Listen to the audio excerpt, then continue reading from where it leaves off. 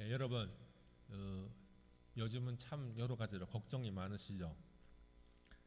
여러분의 마음속인 걱정거리는 과연 어떤 것일까요?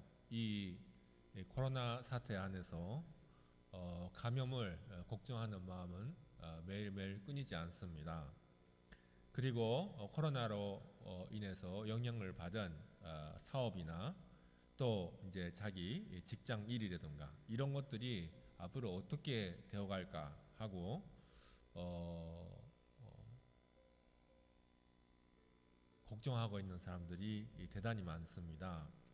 그 외에도 일상적으로 가족과 또 이제 친척들과의 그 인간관계를 걱정하는 그런 사람들, 또 어, 자기 아이들의 장래를 걱정하는 사람들, 내가 지금 붓고 있는 연금이 나중에 제대로 돌려받을 수 있을까 하는 그런 걱정을 하는 사람들, 또 자기가 하고 있는 투자가 제대로 이루어질지 아니면은 자기가 사고 있는 그 주식의 주가가 어떻게 될지 그런 걱정을 하는 사람들, 뭐 여러 걱정들이 있습니다. 그런 걱정들이 우리의 앞날을 가로막고 또 우리의 마음을 자꾸 우울하게 합니다. 이런 일들이 참 많죠. 저도 낱말이 아니고요. 저 자신도 여러 걱정거리, 염려를 끌어안고 살고 있습니다. 경제적인 문제, 또 자기 자신의 내면적인 문제, 또 교회 안에서의 인간관계의 문제, 또 교회의 재정의 문제, 앞으로 교회의 그 교세가 어떻게 될까 이런 문제들, 이런 그 공사를 막론해서 여러 가지 크고 작은 걱정거리를 늘 가슴속에 품고 살고 있습니다. 제가 여러분 앞에서 무슨 잘난 소리를 할 입장은 전혀 못 되고요. 그래서 저 말고 다른 사람의 말을 인용했으면 합니다. 그 윌리엄 랄프 잉예라는 영국의 19세기부터 20세기까지 20세기 중반까지 활약하신 신학자가 있는데요. 이분이 여러 가지 이제 금언을 남기셨더라고요. 근데 신학자로서도 유명하지만은 작가로서 또 이제 많은 격언 금언을 남긴 사람으로서 굉장히 유명하신 분인 것 같습니다. 이분이 이렇게 말씀을 하셨습니다. 걱정이란 그것이 닥치기도 전에 지불해야 하는 트러블의 이자다. 얼핏 이렇게 감이 안 오는 말씀인데요. 무슨 말인가 하면은 트러블이라는 것은 문제라는 것은 꼭 찾아오기 마련인데 그것을 미리 염려하고 걱정하는 일로 인해서 우리는 지불할 필요가 없는 이자를 내게 되는 것이다 라는 말씀입니다. 걱정거리 없이 사는 사람들은 없지만은 문제는 내가 어떻게 할 수 없는 거죠. 그 걱정거리를 아무리 미리 걱정했다고 해도 그것을 우리가 바꿔놓을 수는 없는 것입니다. 앞으로 그 앞서서 우리가 그 염려해도 헛수고로 끝나는 일을 자꾸 우리가 미리 걱정을 하고서는 스스로 무너지는 일이 많다는 것입니다. 우리가 가슴을 아파하면서 또 한숨을 내쉬면서 머리를 쥐어 뜯으면서 고민했다고 해도 그 우리가 걱정하는 대상이 조금이라도 바뀔까, 우리의 앞날이 조금이라도 좋아질까 하면은요, 그것은 또 아닌 거죠. 만약에 우리가 아무리 생각해도 그것을 바꿔놓을 수 없다면 그 진로를 또 그 앞으로 일어날 일을 변화시킬 수 없다면은 미리 고민하고 있는 이 시간은 단지 헛되고 있는 것이다 라고 할 수 있는 것입니다. 예수님께서 말씀하셨죠.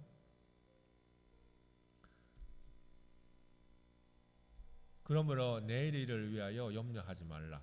내일 일은 내일이 염려할 것이요 한 날의 괴로움은 그 날로 족하니라. 마태복음 6장 34절에 유명한 말씀입니다. 참 이 말씀이 와닿는 것이 요즘의 세상이고 상황이라고 하겠습니다. 오늘 사도 바울이 우리에게 써 남긴 말씀인데요. 이 말씀을 사도 바울이 어떤 상황에서 써 남겼는가? 아마도 감옥에서 내일 일이 어떻게 될지 모르는, 내일 내 목숨이 끊어질지 모르는 그런 상황 안에서 써 남겼던 것이라고 합니다.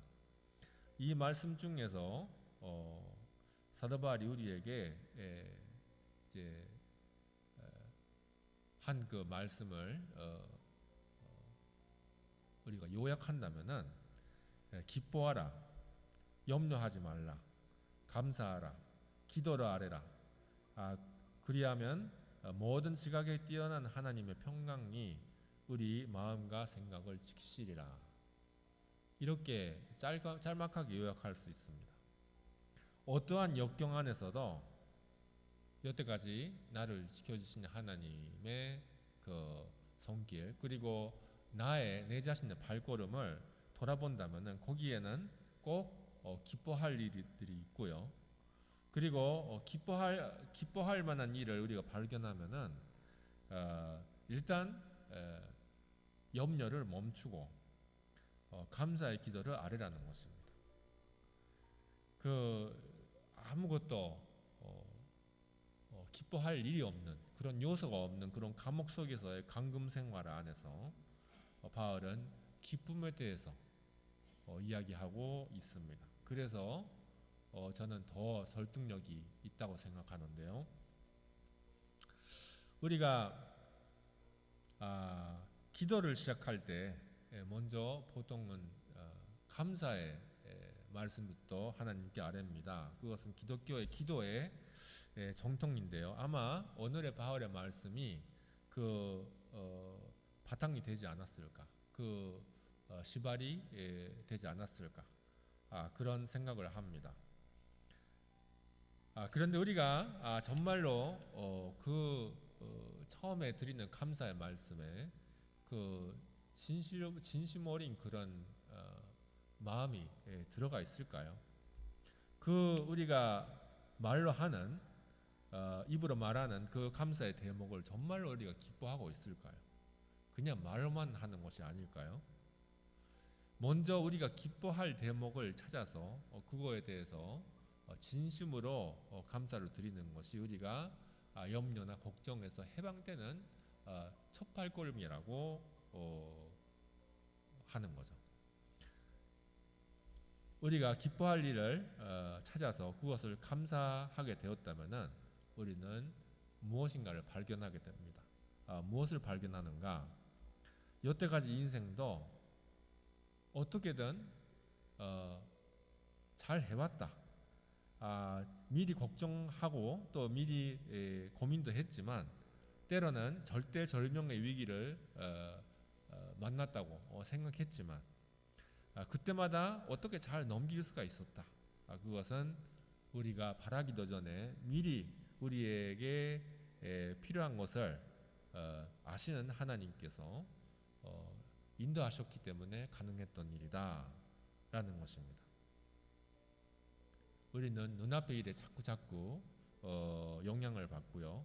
또 우리의 마음이 그 상황에서 괴로워하지만 하나님은 우리의 머리카락 한 가닥도 다 아시는 분이고 또 매일 고민하고 또 걱정하고 있는 우리들에게 사실은 무엇이 필요한지, 정말로 필요한 게 무엇인지를 너무나 잘 아시는 분입니다.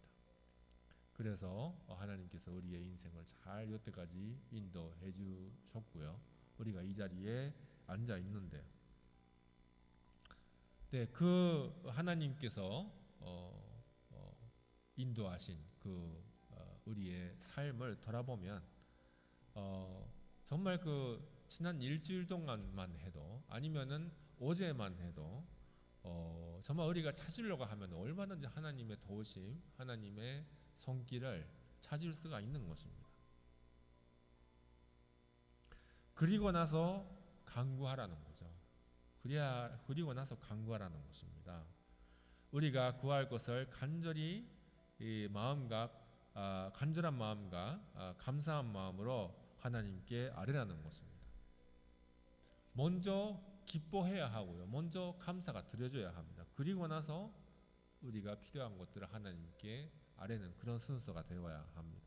그 순서가 꼬꾸라지면 안 됩니다. 우리가 기도를 드릴 때 내 자신의 기도를 돌아봐도 그렇고 다른 분들의 기도를 들어도 그렇고 아직도 이루지 못한 나의 욕망, 나의 소원을 제 멋대로 이렇게 막 늘어놓는 그런 기도가 많습니다. 자꾸 나의 욕망, 나의 소망에 집착하는 그런 기도를 자꾸 하게 되는 거죠.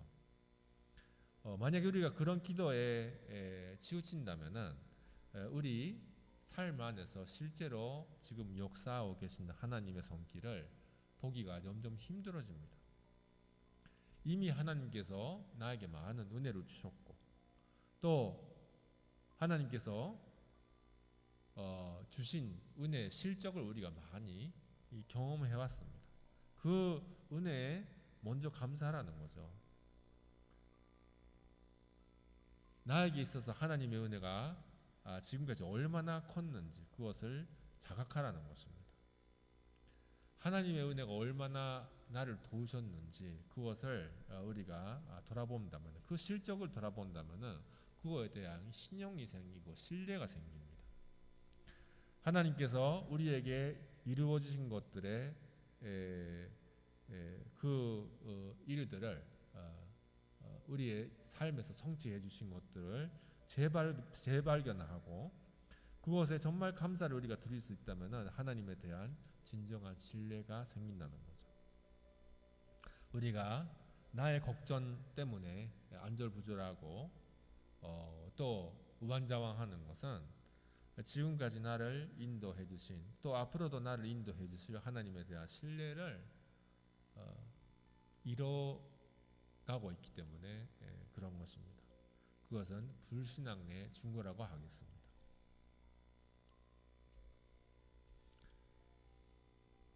우리가 진정으로 참으로 기뻐하고 또 감사하고 또 우리의 소망을 아뢰게 되면은 그 다음에 찾아오는 것이 평강이라고 사도 바울은 말합니다. 그 평강은 이론으로는 풀 수도 없고 설명할 수도 없습니다. 어떻게 감옥 속에서 지금 죽음을 기다리고 있는 사도 바울이 그 상황 안에서 평강을 느낄 수 있는가라는 거죠. 그 평강이란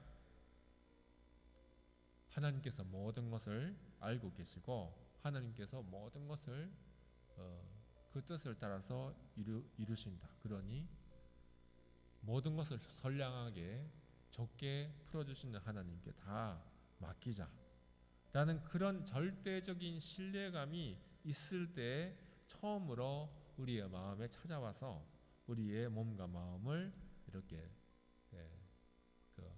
편안하게 해주는, 가라앉혀주는 그런 평강입니다. 하나님을 믿고 하나님을 신뢰하고 하나님께 모든 것을 맡겼을 때 처음으로 앨 수 있는 그런 종류의 평강인 거죠. 우리 크리스찬들에게 주어지는 최고의 축복은 이것이라고 저는 생각합니다. 아까 인용한 위리엄 랄프 잉예라는 사람인데요. 이 사람이 이런 말도 또 남기고 있습니다.